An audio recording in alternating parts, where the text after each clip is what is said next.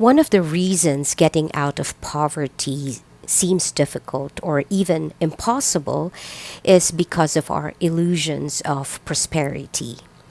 We think that the money system overflows with funds, or the way money moves around is it showers here and there, or is a bottomless reservoir. That our government will do its job and get the economy running for sure. Governments don't ever fall apart. Impossible. They'll get their act together. Or as long as we get our paycheck, we indulge ourselves in spending for what we see on the road, pizza, cake, or what we see on mall display. And if it's wiped out, there's always the next month's wage or allowance from parents. Or our credit card debt will fix itself. And honestly, any emergency possibility is too scary or negative to think about, so it's convenient to sweep it under the rug. Or we are way below our credit card limit, so we dress up and head to the mall or plaza for a new pair of shoes. Or we don't hesitate to spend for a birthday party, a new appliance, or an out of town trip. Car monthly installment because we think it fits the whole of our paycheck and not what's left after our rent, grocery, utility payments, or future plans are paid. And we think that there are so many social gatherings to go to, places to be seen in. The fanfare is just so intoxicating. The movie like scenes run wild in our minds. The applause, the oohs and ahs, or the soft lights, the breeze on our face by the beach. And so we need clothes, we need a car as well. And there are people to see how exciting our lives are, how easy our lives it seems as we look shiny and vibrant. And how can we afford this?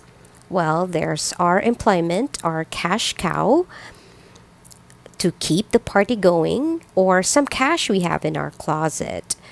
We don't have to count or track where our money has gone. That's too overwhelming and maybe even useless because we can't fix it anyway. Let's just keep ignoring obligations. And this confidence in government, institutions, employment, and even parents may actually be true. Government leaders are bound to servitude. Authorities decide about interest rates to boost the economy or subsidize policy burdens or increase minimum wage. The company we work in normally have long-term budget for wages. Credit card companies do make funds available. And allowances from our parents may keep on coming. But this is just a portion of reality. The rest of how money goes around is that institutions make money off of people who do not track their money. With every swipe of credit cards, we are charged $20 to $35 per $100 annually, depending on your currency, country, or bank, or $220 to $350 for every thousand that we owe. Or institution keeps our money in their loop so that they can make money off of it, like banks earning 10 to 20% off of our deposit while they give us an interest rate of less than 1%.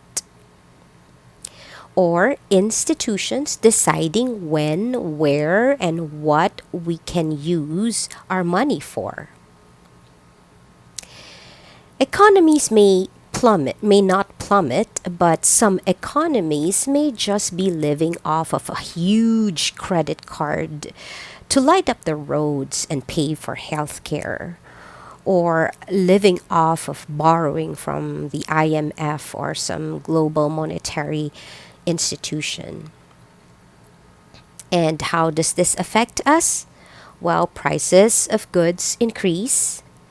The 100 we buy for a dozen of eggs would just be able to get 8 eggs in a couple of years due to inflation. Or the money that we break our back for dwindles in purchasing power in time. And the rest of the reality are also those who lend money, but only after serious scrutiny. Banks screen for credit scores or proof of financial management, so they reject loans for houses or investments if the proof is suspicious. Therefore, our out of control spending deprives us of financial growth. Employers do hold up to pay wages, but they do evaluate our productivity and trim the workforce if they need to. And if we are let go, we lose our health benefits, and so we may have to skip on checkups, or we may have to endure a whole evening of pain. The rest of reality are people who also may be adding to our bills or deducting from our funds as an honest mistake, and some not so honest mistake. The rest of the reality are also supporters of consumerism, like our friends, co workers, neighbors who do mean well to say we look good today, but well, tomorrow is up for negotiation. They will have to wait and see how exciting, how enviable we will be again and again and again and again. We might just one day wake up to realize how exhausting and unsustainable to keep an unostentatious life. So, this prosperity, perpetual prosperity or excitement, is not real. For us, there is a range of emotions and experiences behind the curtain as we live in this fog, or as we uphold this fake life. Because the truth is, we also get bored. We feel exploited by people for our looks, for the fun, for the entertainment that we provide, for our presence. We still get rejected, cheated on, betrayed in spite of what we spend or how much time and effort we expend to keep up with our image. And if we are so unlucky, we still feel we are not enough, or we still feel like we're not worthy. And just as we are not able to show what's real about us behind the curtain of excitement, we might not also be grounded about what's real about our finances. Not tracking our money, not paying our credit card debts above minimum, not knowing what the health of the economy is, not improving our job productivity, and holding up to our image diminishes our finances and minds off of our preciousness, unfortunately, with our permission. Interest rates of credit cards or debts plus inflation on top of that is a life sentence. It is like digging a hole that is hard to get out of.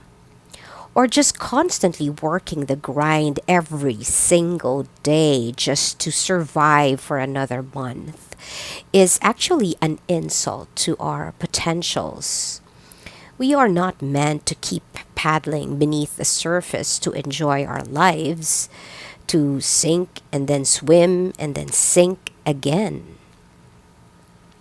This prosperity mindset include interest rate for the use of our credit card, the double charges or the deductibles without our knowledge, the control of institutions over our savings, the ignored opportunity to 10x our money, institutions doctoring fiscal accounts, and friends who keep us in a spiral about how to look or how to make our lives interesting the next day and the next 100 days after. Furthermore, having no financial management denies us of opportunities for home or car that provide ease or shelter. Not to mention, and more importantly, having no financial management denies us of opportunities to grow our money. Did you know that the 100 you buy for shoes can earn 800 in a week if traded in crypto or stocks on a bull run?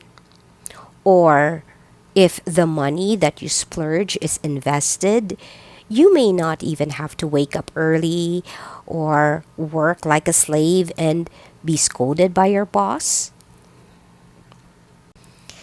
The illusion of prosperity keeps us poor.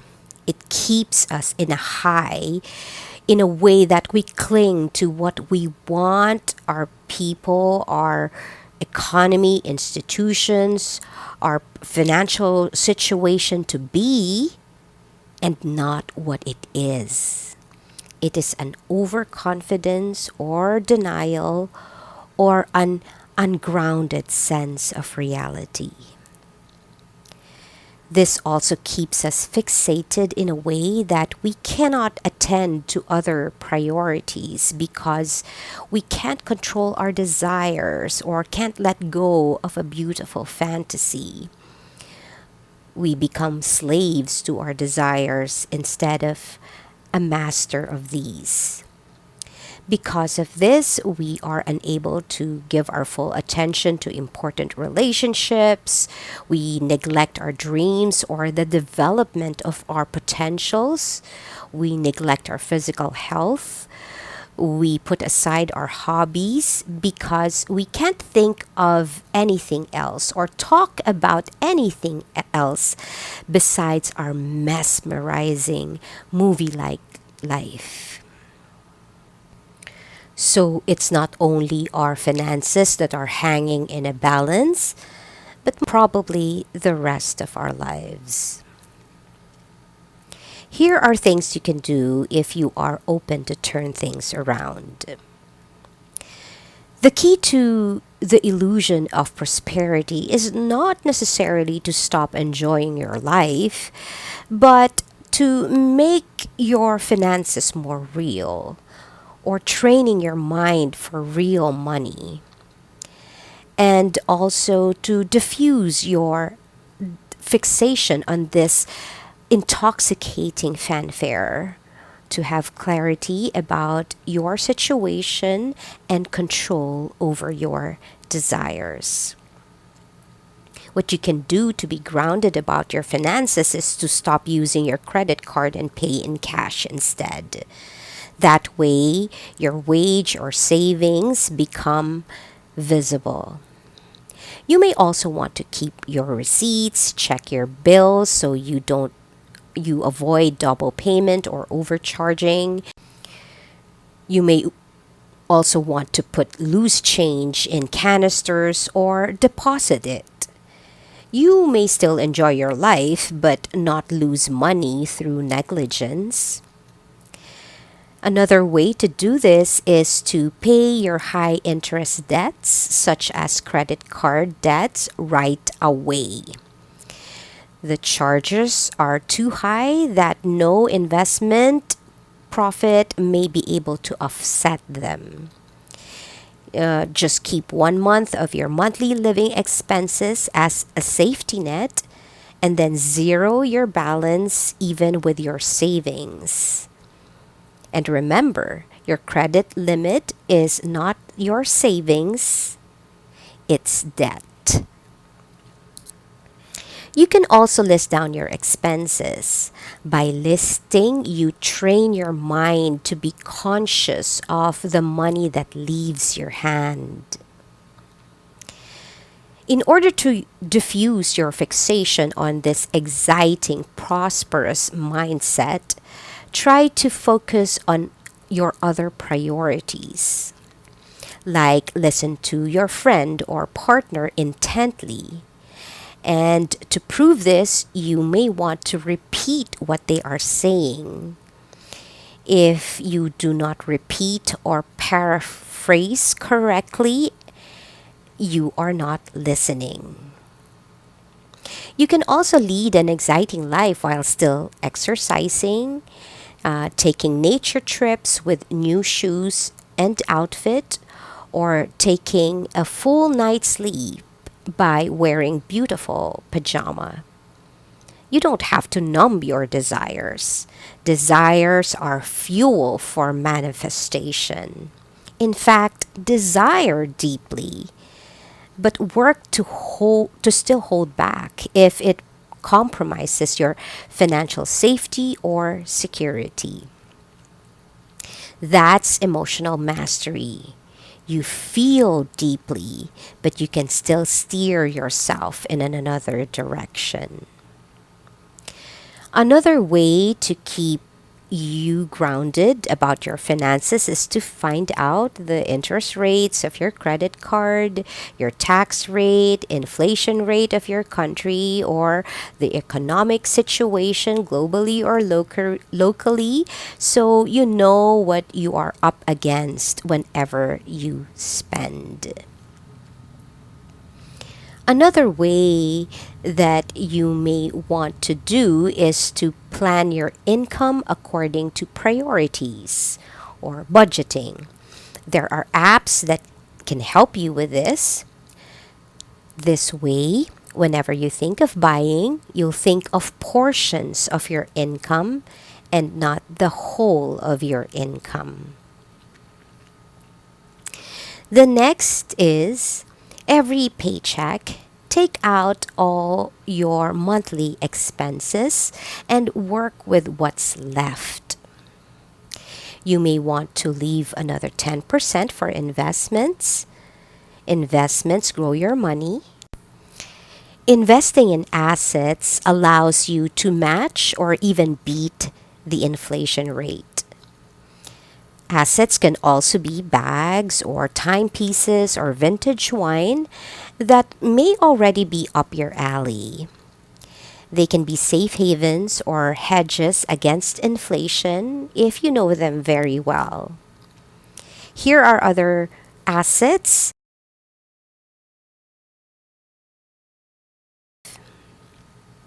In order to live within your budget, you can also hold parties at home with unlimited cocktails at half the price at bars, or decorate with a beach vibe at the backyard. This may just be as exciting. You can also do home massage or spa day with friends on your birthday for a fraction of the mall price. You don't have to deny your desires or dull, the exciting life that you think you want to live, but you can also fulfill them at your own terms, at your own budget, or at your own pace.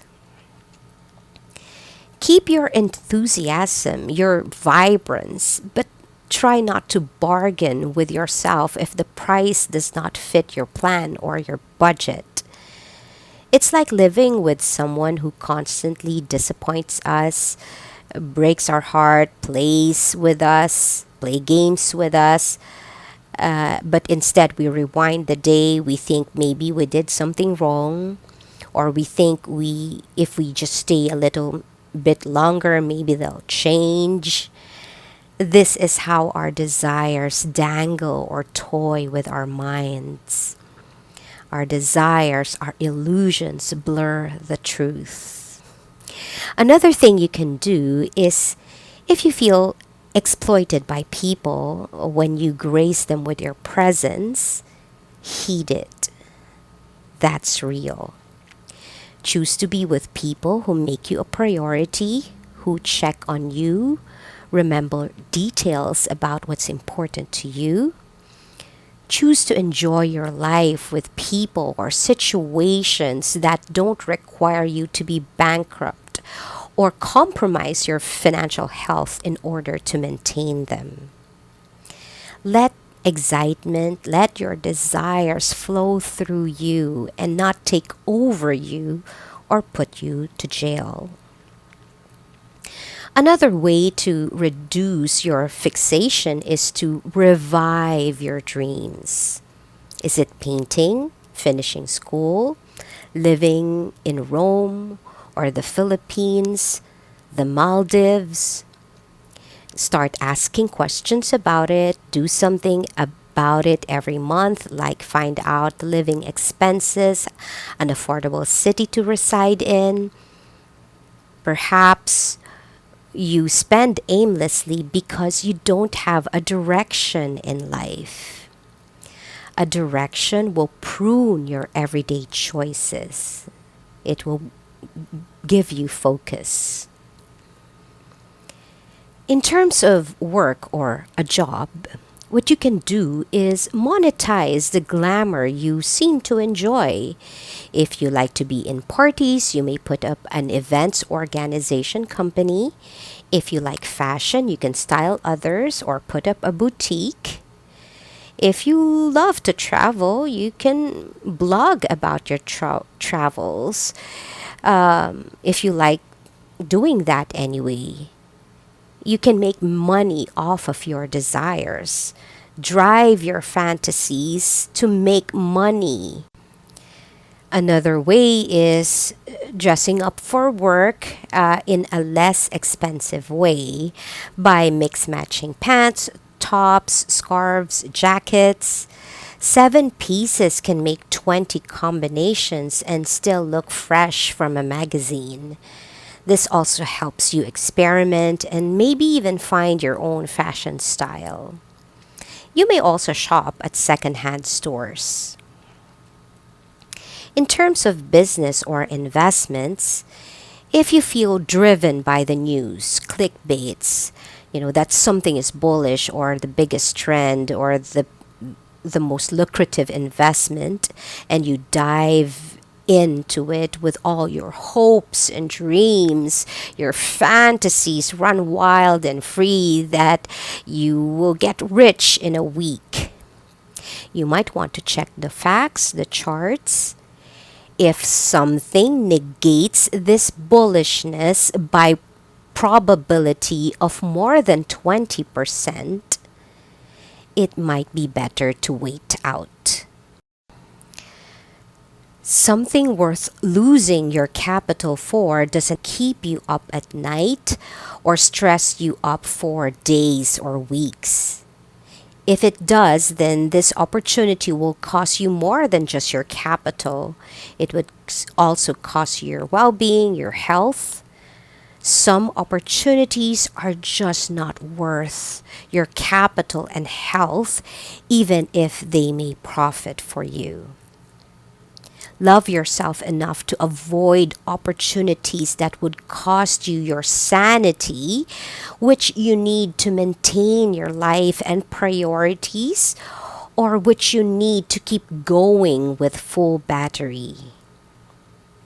The more you filter opportunities, the more space you give for the compelling ones to come in.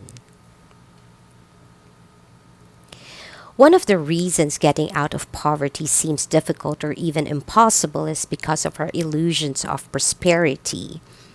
We think that the way money moves around is that it showers, it overflows, it's bottomless. Like as long as we get our paycheck, as long as we are below our credit limit, we may still indulge in shopping or stop by donuts. And how freeing that would be to live that fantasy, to be envied, to be seen, to have a great life. And we think that our debt problems will just fix themselves, so we don't have to feel like we need to track our money. This way, our illusions take over. And so we are wild and disciplined about our finances, like salivating dogs let loose. This illusion of prosperity may be true, but only partly so. Just as we are not honest about the unpleasant experiences behind the curtain of this fake life, we may also be in the fog about our finances.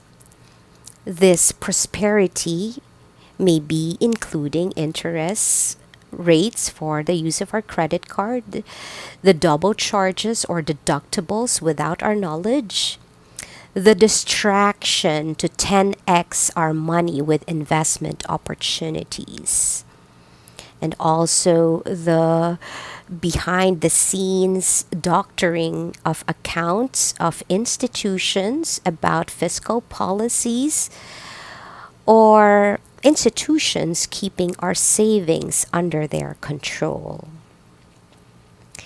And so, not tracking our money, not paying our credit card debts about above minimum, not knowing how what the health of our economy is, not improving our job productivity, or overworking to keep up our image, our desires and illusions, these will steal away from our growth of wealth that is possible for us.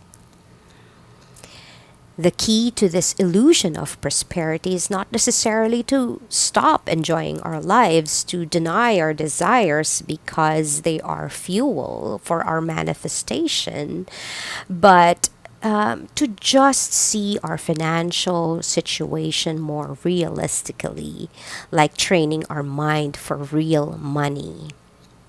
The key may also be to feel, to dream, and still be able to steer away if something compromises our financial health.